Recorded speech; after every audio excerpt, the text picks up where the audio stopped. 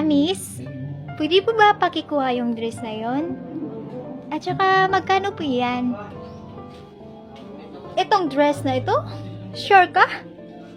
Opo, yan po. Magkano po yan?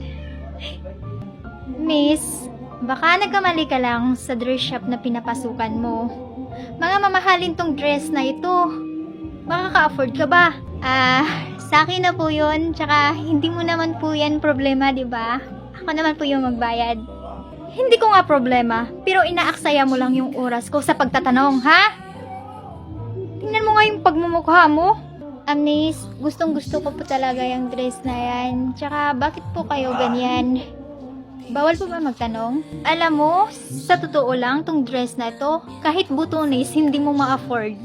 Grabe naman kayo. Hindi naman yung butonis yung tinatanong ko eh. Yung whole dress po. Magkano po? Hindi mo nga ito ma-afford tong dress na ito. At saka alam mo ba, dollar yung binta namin dito. Huwag mo na nga pilitin yung sarili mo, mas lalo ka pang nahihirapan. Tingnan mo nga yung sarili mo, mukha kang pulubi.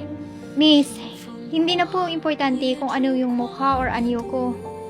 At saka ganyan po ba talaga kayo dito mag-entertain ng customer? Hindi po yan tama yung ginagawa mo. Hindi po ganyan yung pag-entertain ng mga customer.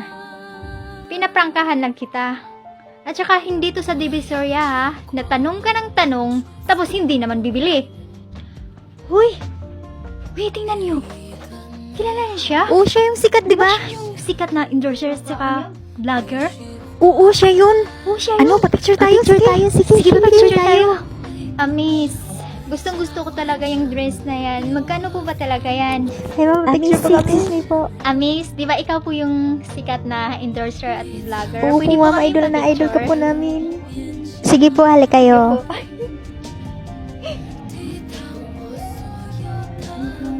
Ako din po, ma'am. Sige, halika.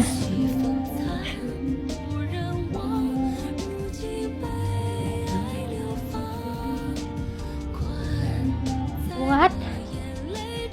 Isa siyang sikat na endorser at saka vlogger. Put. Baka alis na nga ako dito.